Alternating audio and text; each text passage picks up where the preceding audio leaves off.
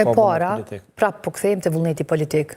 Nëse ligji thot çdo 48 orë, nuk do të thot që duhet jetë çdo 48 orë, thot më së largu çdo 48 orë. Nën kupton që ne mund të takohemi edhe 3 herë brenda ditës, ose të jemi aty gjithë ditën derisa të kemi negocim dhe mundësi për të gjetur një konsenzus të përbashkët. Nuk ka vullnet politik. Do të thonë, kjo është duke respektuar vetëm kuptim normativ, se po bëjmë ato çfarë duhet bërë për shkak se thot ligji. E dyta, afati për 30 ditësh, të jemi të sinqertë, kushtetuta jonë është shumë liberale dhe bazohet në vlera demokratike të liberale dhe për çdo njeri racional dhe të formsuar, nën kupton që në një republikë parlamentare nuk duhet ketë afate siç ka zakonisht për zgjedhjen e qeverisë, sepse në kuptimin e parlamentit ne kemi marrë, domethënë, besim nga populli dhe do duhej, domethënë, të negociojmë, dhe të përafrojmë bindjet tona për të gjetur konsenzus, sepse atë rol e ka kuvendi. Prandaj nuk ka fatet përcaktuara sikur që ka për qeverinë. Domethënë, jepet mundësia herën e parë, herën e dytë, jepet të dytit, nëse nuk mundet as i dyti, shkojmë në zgjedhje. Nuk është kjo e përcaktuar te kuvendi, sepse nën kuptohet në një republikë parlamentare që në demokraci, kur nuk e ke i vetëm shumicën e thjeshtë, dhe uroj që asnjëherë mos jetë vetëm një parti ta ketë shumicën e thjeshtë, sepse nuk flasim për demokraci, unë e kam përjetuar legislaturën e kaluar, domethënë, kuvendi ka pasur më së paku demokraci ndonjëherë, domethënë, nga pas lufta, sepse asnjë gjë që kanë dëshiruar deputetët e palëve të tjera apo grupeve tjera parlamentare nuk ka mundur të shtyhet përpara asnjë rezolut e thjeshtë e vetme për faktin që kemi qenë të mbivendosur.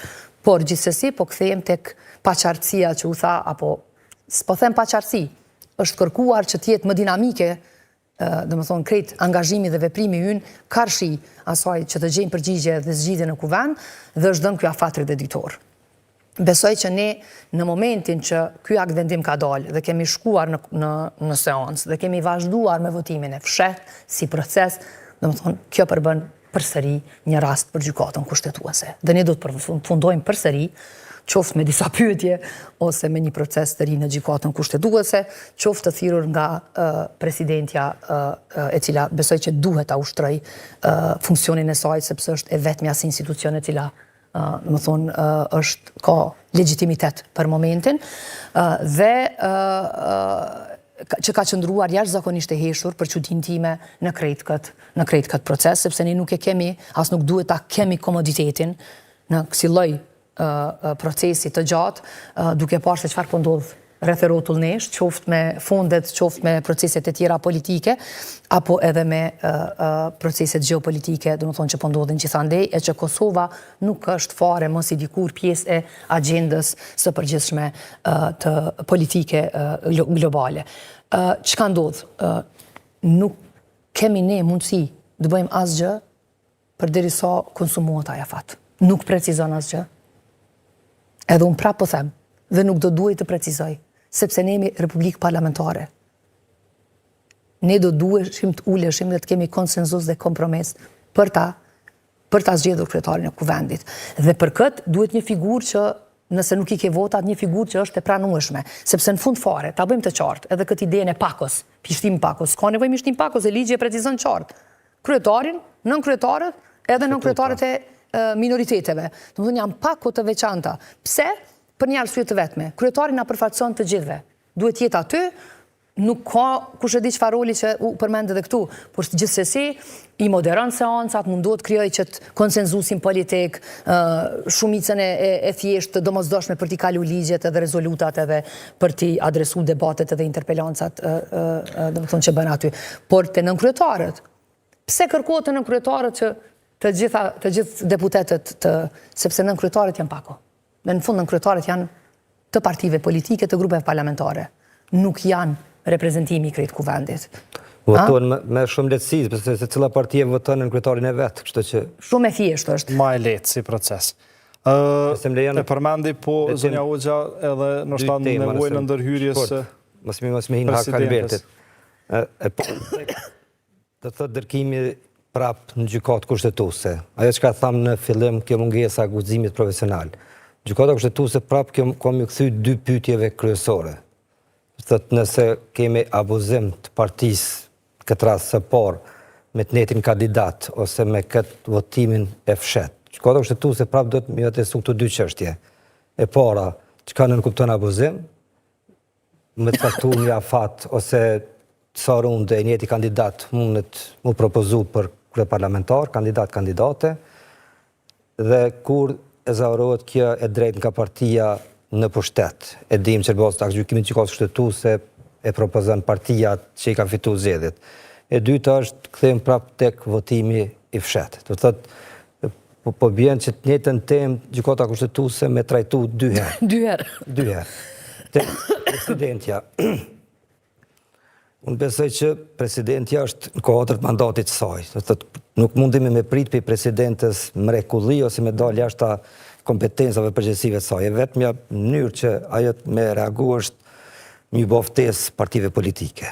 Po nuk është që ka ndonjë mekanizëm, një farë me deturu. Ne na kujtohet të thotë kur ka qenë president Thaçi.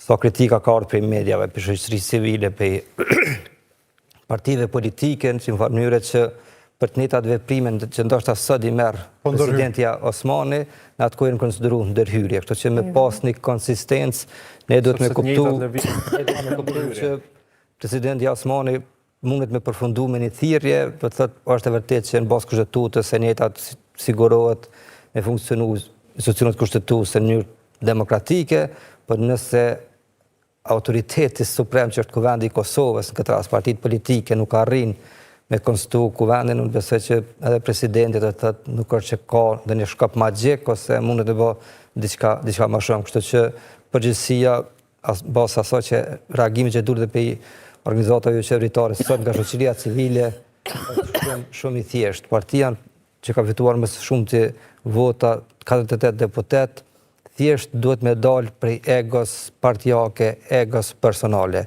Një kandidat, këtë rast Albulena Haxhiu, nuk ka vlerë më të madhe se sa funksionimi demokratik i institucioneve të Republikës Kosovës.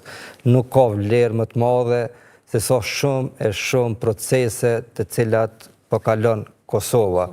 U përmenën plani rritjes, banka botërore, është interes jetë tek mu debatu në kuvendin e Kosovës kriza energetike. Jemi në vlugën e verës, nuk e din kur Kosova ka ble verës rrymë. Kosova verës ose ka shit ose ka bo exchange me Shqipërinë. Sot do të thotë lajmë është ra bloku A3, ra bloku B1, u rikthy, po blejmë 2 milioni euro, 1 milion euro në ditë rrymë. Do të thotë kjo diçka që besoj do të më na prengosë gjithëve.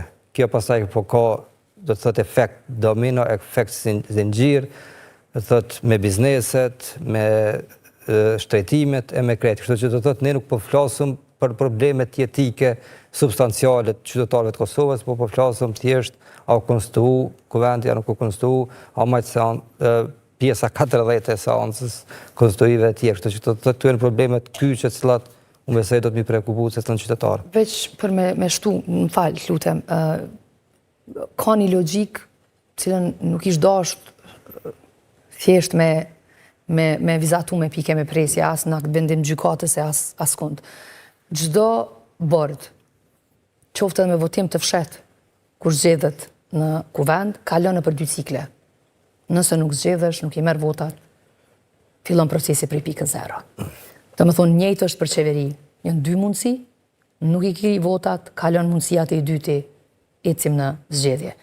Nuk mundet pafundësisht me vazhdu ky proces, dhe nuk mundet pas akt vendimit gjykatës kushtetuese me vazhdu votimi fshet. Duhet me u kthy në rendin e ditës. Kjo është hapi i parë.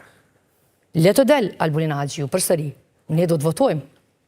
Sepse neve po na kritikojnë që nuk po votojmë. Nuk votojmë diçka që është kundër kushtetuese, që është komisioni për votim të fshet. Le ta qesin, le ta kthejnë në rend ditës, le ta qesin Albulenën, ne do të votojmë.